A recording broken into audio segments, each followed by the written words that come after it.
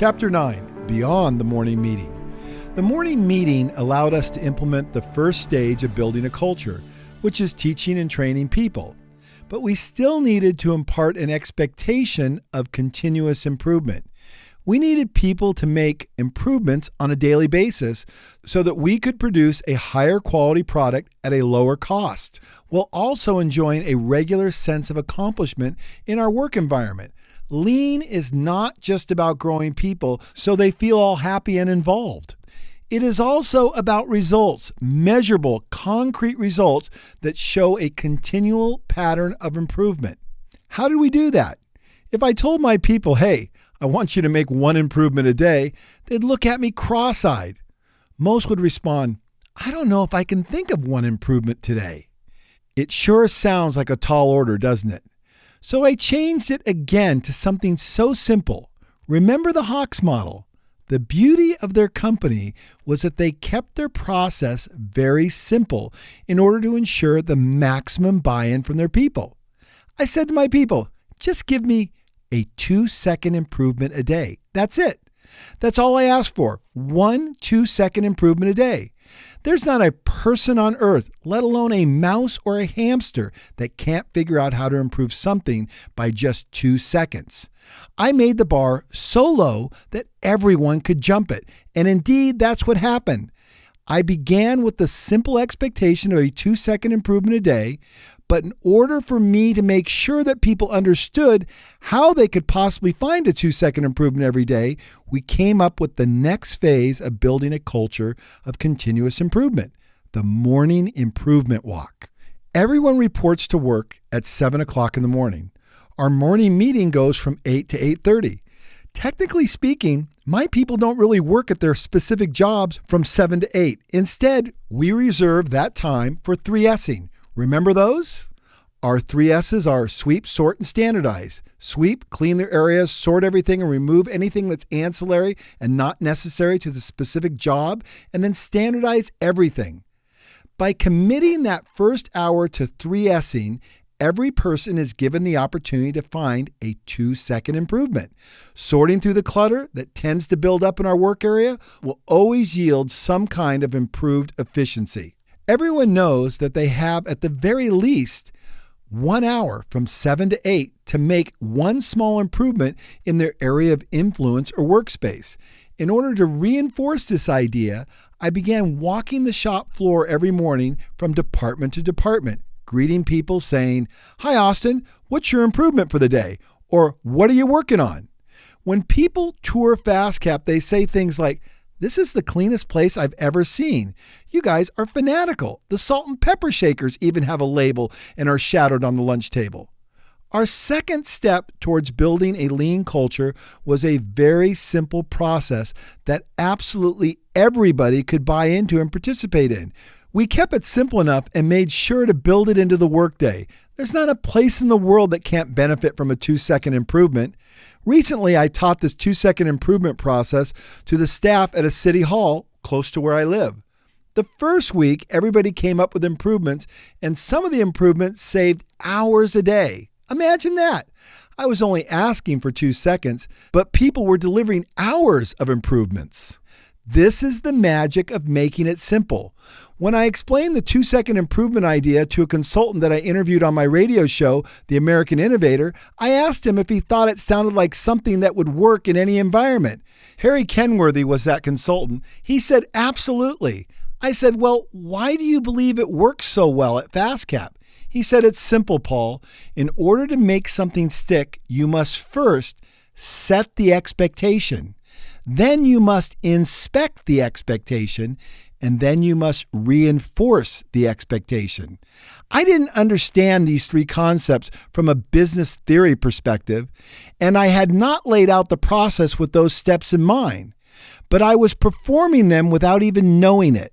I expect my people to make a 2-second improvement, and then I inspect that 2-second improvement by doing the morning improvement walk, and then we reinforce that expectation by celebrating those improvements in the morning meeting.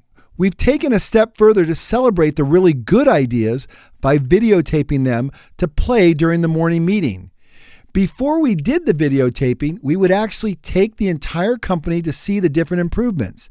That became a logistical problem because we had so many people to walk around and it took so long. Also, the areas where we were observing were generally small manufacturing cells, and only the people in the front could see and hear the demonstrations. When we decided to start cataloging the ideas on a video camera, we enjoyed 4 surprising benefits. The first was that we didn't have to drag the entire company around from department to department like a herd of cattle. The second benefit was that everybody could hear and see the demonstration by watching the video at the morning meeting. The third, the unexpected benefit, was that it began to sharpen the presentation skills of the people doing the demonstration. It allowed them to develop their ability to articulate their ideas and express themselves on camera, which is just a fantastic skill for anyone to have in this day and age. The fourth benefit is that we developed a powerful video library for teaching others what lean improvements look like. The cataloging and videotaping of our improvements also provided excellent promotional material. People who toured our facility could access these ideas for themselves by simply going to our website. This feature has become an excellent teaching tool for people outside of our company, and again, our own people are deeply gratified by the fact that people from all over the world are viewing their improvements and learning from them. My personal BHAG, big, hairy, audacious goal is to change the world, and as you can see, my people are doing just that. The morning improvement walk became the second important aspect of building a culture of continuous improvement. And it has yielded more improvements than we ever expected. That is the nature of lean thinking, though. Its benefits keep on giving. Now, I know you must be wondering, Paul, you do that every day? The answer is yes. We have been doing this every day for over 5 years. We don't miss. It's a part of our culture. It's more important than building widgets or woodworking tools or anything else that we do, because we know if we have world-class problem solvers, it doesn't matter what we're building today or 5 years from now. We will have the capacity to do an excellent job at whatever is put in front of us. The biggest problem people have with the idea of letting their people come up with a 2-second improvement is trusting they won't screw something up or make the process worse. The answer is they will. They will make mistakes and become better problem solvers in the process. In order to do lean correctly, you must trust that the system will produce the desired outcome. Even if you hit a pothole or a rabbit along the way, the number one way people learn is by making mistakes. If you rob your culture of this experience, you will rob yourself of the boundless innovations that could await you. Remember, we are looking for small improvements, so the mistakes should be small as well. Each mistake and each improvement will become a valuable part of building a culture of continuous improvement. The one thing, 2 seconds will change the world. Hi folks, my name is Norm from DGSH in southern China. You know, one of the reasons we were drawn to 2-second lean was because, as Paul says, there isn't a person on earth who can't make a 2-second improvement. And we found that to be true in our factory. Sometimes a 2-second improvement turns out to be just that. It saves about 2 seconds. And other times, some of our savings actually are even less than that. But if you trust your team to stick with the process, unbelievable things are possible.